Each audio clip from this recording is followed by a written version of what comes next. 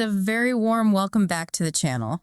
Welcome, everyone. We're just so happy to have you here with us today, whether you are walking to work or maybe having your morning coffee. Yeah, or just relaxing at home. Right.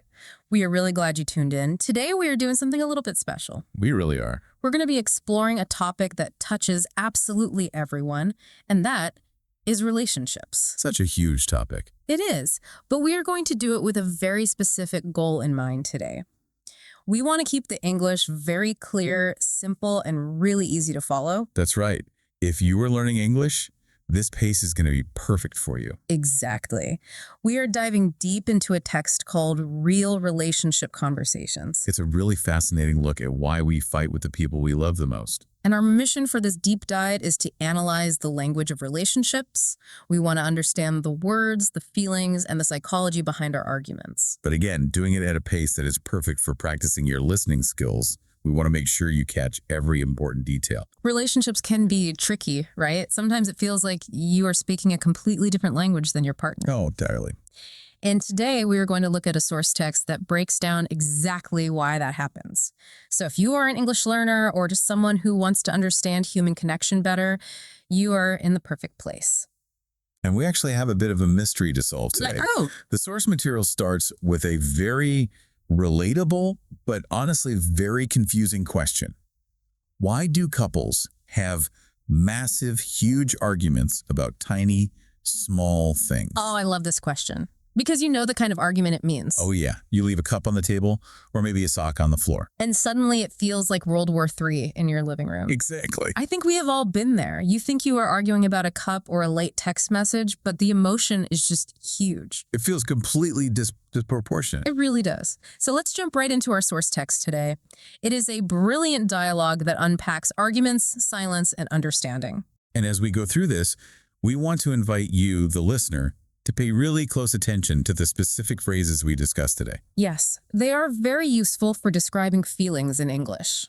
Let's start with that first big question from the text. Right. The source opens with one person asking, "Can I ask you something a bit personal? Why do couples argue about such small things?" And the answer given in the text is just so good. It says, because small things are never really small. That is such a simple sentence, but it carries so much weight. It is incredibly deep. The text gives a specific example that I know everyone listening will recognize. The example is, why didn't you reply to my message? Right. On the surface, that is a question about logistics. Yeah, it's just technical. Yeah, exactly. It's a technical question. Yeah. My phone sent a message at 2 p.m.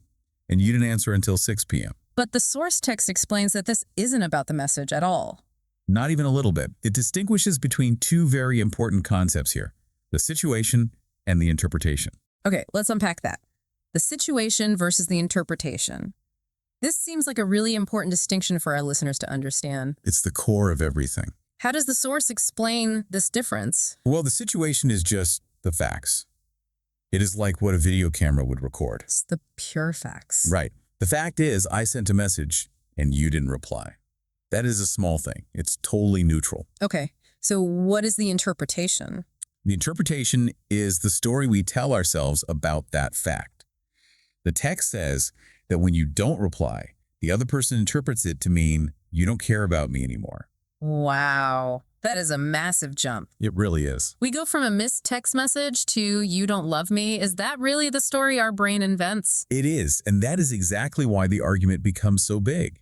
The source text actually has this brilliant phrase for this whole process. What is it? It calls this dynamic emotion translation. Emotion translation. I really like that phrase. It's a great way to picture it. It sounds like we are taking one language, the language of facts, and translating it into a totally different language. The language of feelings. Yes, the language of feelings. Can you explain how this translation works in the text? Sure. So in the text, one person says, "You forgot." That is the literal English sentence they speak out loud. Okay. But the specific emotion translation happening inside the partner's head is, "I am not important to you." That is so dangerous, isn't it? Extremely dangerous. Because the first person has no idea that this translation is even happening. None at all. They just think they forgot to do something small. like buying milk or sending a quick text. They don't realize they just signal to their partner, I don't love you. Precisely. And the source points out a major mistake that couples make right here. It says couples assume the other person should understand automatically. We just assume our partner knows how we feel inside. We do. But the text reminds us of a very important, very harsh reality. Nobody reads minds. Nobody reads minds. That is such a great takeaway for our listeners today. It sounds so obvious when you say it out loud. It does, but we forget it every single day. If you want someone to know the translation, the actual feeling, you have to say it explicitly. You have to use your words. You have to say, when you do this, I feel this. You can't just expect them to know. And that actually leads us directly into the second big problem the source identifies. It is not just about what we say or even how we translate it. What else is it about? It is about when we say it. The text talks extensively about the danger of timing. Timing. Now, this is something I think many of us get wrong. Very often. The source says that people usually try to talk when they are already upset. Why is that considered a problem? I mean, isn't it natural to talk when you are feeling emotional? It feels natural. Right. If I am angry, I want to solve it right now. I want to clear the air. It is completely natural to feel that way, but the text argues it's actually totally ineffective. Why is that? It says that when you talk while you are already angry or upset, your fundamental motivation changes. You aren't actually trying to understand the other person anymore. Then what are you doing? What does the text say you are doing? You are trying to win. Oof. Trying to win. Yeah. That really changes the whole dynamic, doesn't it? It turns it into a battle. It stops being a partnership and it starts being a competition. It almost becomes like a courtroom. Exactly. It becomes a debate. The who is right situation. You stop listening to understand your partner's feelings and you start listening just to find flaws in their argument. You are just looking for weaknesses. Right. And the source makes a very strong observation here. It says once it becomes a who is right situation, nobody listens anymore. That makes total sense. If I am just trying to win, I am not really listening to your pain. I am just thinking about my next argument. You are preparing your defense while they are talking. Yes, exactly. And when nobody listens, communication just completely breaks down. And that breakdown leads to the next phase described in the text.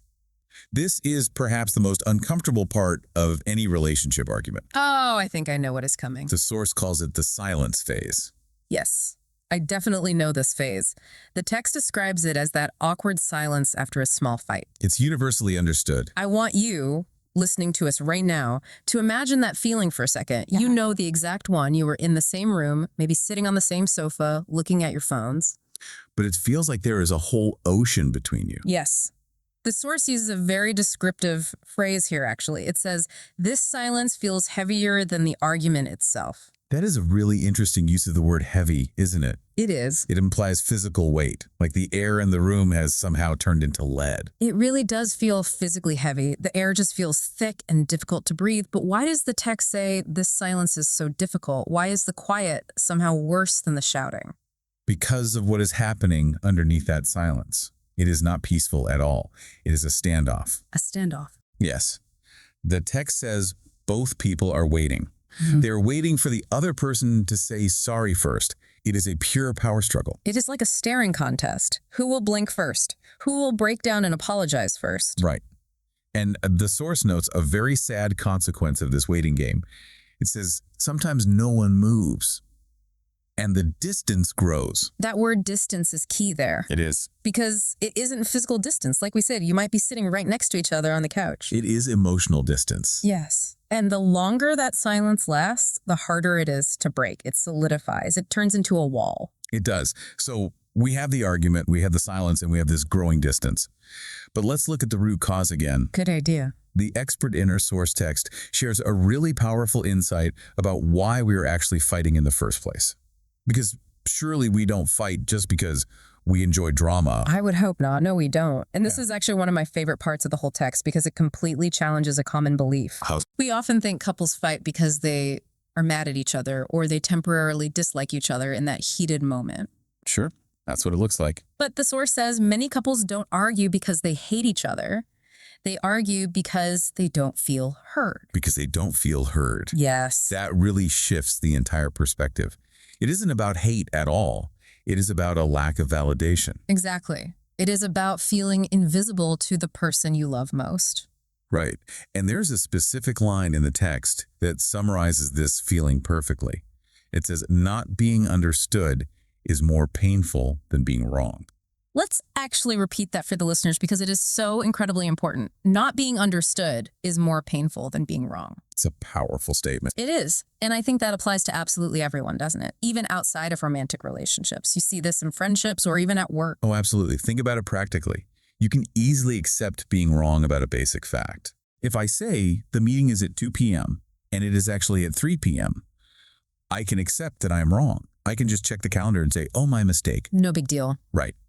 But if I tell you I feel hurt by something you did, and you reply with, no, you don't, or you tell me you shouldn't feel that way, that is incredibly painful. it is. That is what it means to be not understood. Because it completely invalidates your experience. It essentially tells you that your reality is incorrect. Yes. And the text points out that in these massive arguments, usually both sides feel this exact same way. At the same time. Yes. Both people are screaming, understand me, but neither one is actually listening to the other. So we have this massive gap in communication. How do we fix it? Or perhaps the better question is, what is preventing us from fixing it? Well, the source moves on to a great section called reality check. It talks about what relationships are actually about in day-to-day life. The text says very clearly, relationships are not about being perfect. Which is such a huge relief to hear. It really is. It says they are about learning how the other person thinks and how they feel under stress. That specific part about under stress is crucial. It's everything. Because anyone can communicate beautifully when they are happy and relaxed. When you are on a beach vacation, communication is effortless. True. But the text explains that when life gets busy, when work is hard, when maybe the kids are crying, we stop explaining ourselves. We just get lazy with our words. And what happens when we stop explaining ourselves clearly? We start assuming. Yes, we do. And the text delivers a very harsh truth right here. It says, assumptions destroy communication. Assumptions destroy communication. That is a very strong verb to use. Destroy. It is meant to be strong because it's true. Can we look at some daily examples of these assumptions? Yeah. Because the source lists some very small daily moments that trigger these big problems. Yes. The text mentions 3 very common daily triggers. First, tone of voice. Second, reply speed. And third, just being tired. Those are such normal everyday things. Let's look at reply speed first.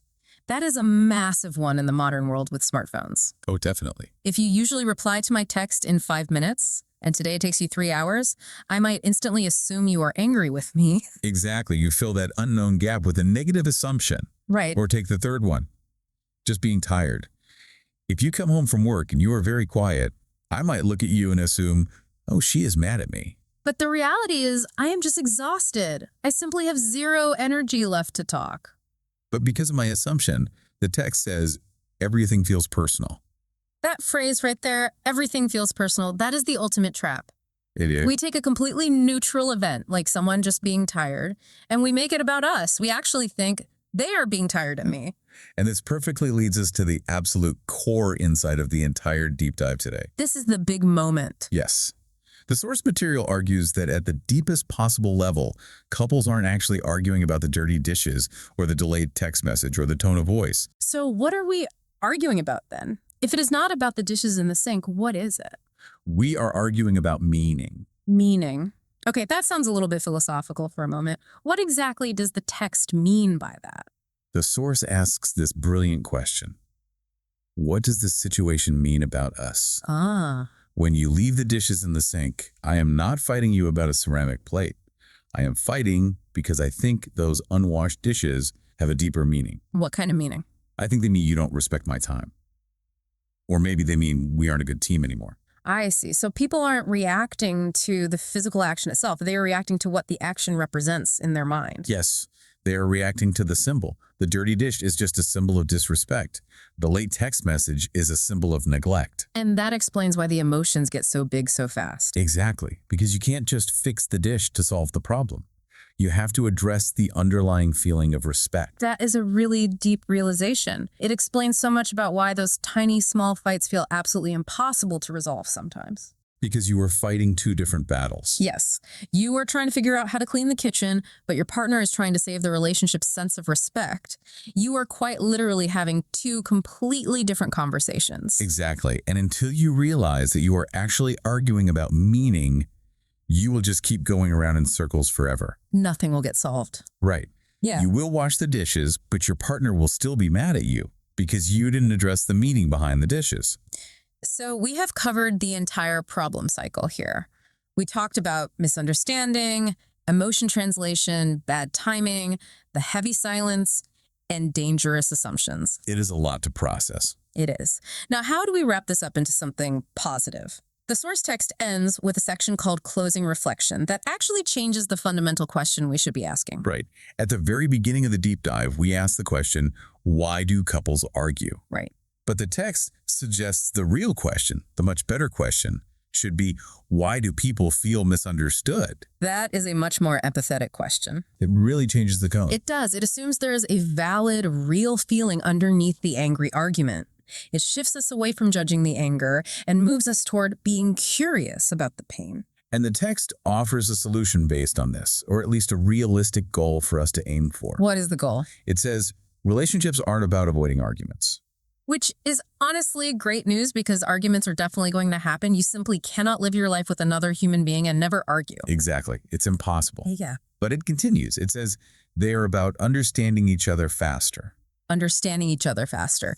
That is the key right there. Yes. It is about shortening the amount of time between the initial misunderstanding and the final reconnection. It is about closing that gap of silence we talked about earlier. It really isn't about being perfect. It is just about recovery. Yes. It is about realizing in the moment, oh, I'm interpreting this quietness as an attack, but maybe you are just tired from work. It is about catching that emotion translation before it turns into a full-blown war. Mm. It is about pausing and saying, wait, my brain is telling me you don't love me because you didn't text me back. Is that actually true? Or were you just stuck in a meeting? Just asking that question changes everything. Well, this has been such an incredibly insightful look into the language of relationships. The source text today really gave us some powerful vocabulary to describe what happens in our hearts and in our minds. It really did. And for all our English learners listening out there, I want you to really think about these specific terms: interpretation, validation, assumption. Those are fantastic words to know. They are powerful words to add to your daily vocabulary toolkit. They will really help you express complex, difficult feelings very simply. Definitely. And remember the final piece of advice from our source material today. Small conversations matter. They matter a lot. Don't wait for the big, loud blowout to talk about how you feel. Address the small things while they are still small. Exactly. Clear up the meaning of the situation before it becomes a fight. Thank you so much for joining the channel today and listening to this deep dive. We truly hope you found it helpful, not just for practicing your English, but for your relationships too. It was great having you here. We always love spending this time with you. We will see you next time. Bye, everyone. And just before you go, I have one final thought I want you to take with you today. Next time you find yourself getting really angry about something tiny, like a sock on the floor or a forgotten milk carton, stop and ask yourself this. Are you reacting to the situation or are you translating an emotion? Think about it. See you next time.